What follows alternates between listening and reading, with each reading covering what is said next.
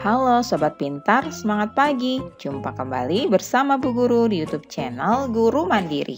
Assalamualaikum warahmatullahi wabarakatuh. Sobat Pintar, apa kabarnya kalian pagi hari ini? Bu Guru selalu doakan agar kalian semua senantiasa dalam keadaan sehat walafiat ya.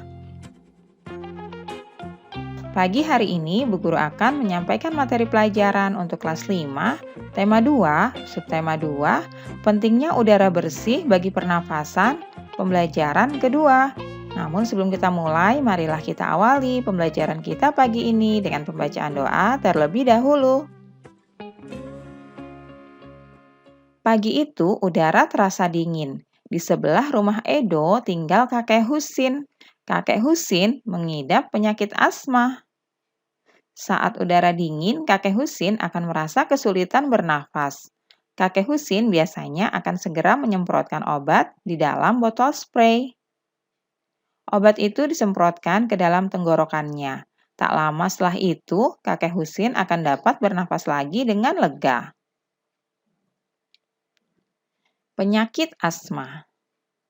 Asma merupakan penyakit penyumbatan saluran pernapasan yang disebabkan oleh alergi.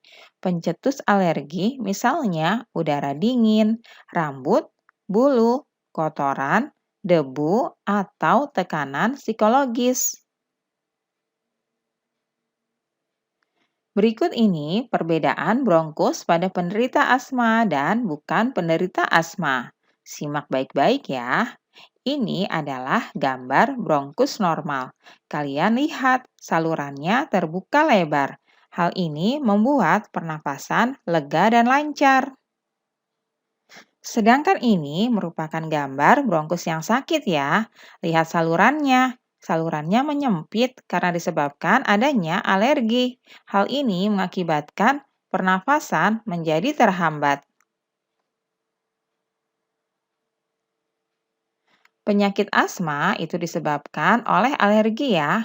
Pencetus alergi bisa misalnya udara dingin, rambut, bulu, kotoran, debu, atau tekanan psikologis. Kemudian, gejala awalnya penyakit asma ini antara lain yang pertama, batuk terutama malam atau dini hari. Yang kedua, sesak napas. Yang ketiga, napas berbunyi saat menghembuskan napas. Yang keempat, rasa berat di dada. Dan yang kelima, dahak sulit keluar. Itulah penyebab dan gejala awal penyakit asma. Selanjutnya, anak-anak, berikut ini adalah gejala yang berat dari penyakit asma. Yang pertama, serangan batuk yang hebat. Yang kedua, sesak nafas yang berat. 3, nafasnya tersenggal-senggal. Yang keempat, sianosis atau mengalami kulit kebiruan. Yang kelima, penderita akan mengalami sulit tidur sehingga tidur tidak dapat dilakukan dengan berbaring. Biasanya mereka tidur sambil duduk. Dan yang keenam, kesadaran menurun. Nah, pengobatan dari penyakit asma ini yaitu dapat dilakukan dengan memberikan inhaler. Alat tersebut berfungsi untuk memasukkan obat ke dalam saluran pernapasan secara langsung dengan cara diisap melalui mulut. Anak-anak, itulah tadi penjelasan tentang penyakit asma, mulai dari penyebabnya, gejala awal, gejala berat, kemudian bagaimana cara pengobatannya.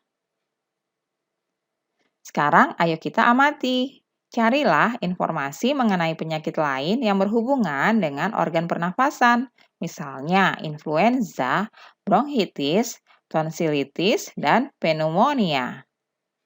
Kemudian carilah informasi mengenai penyebabnya, gejala, dan juga pengobatannya.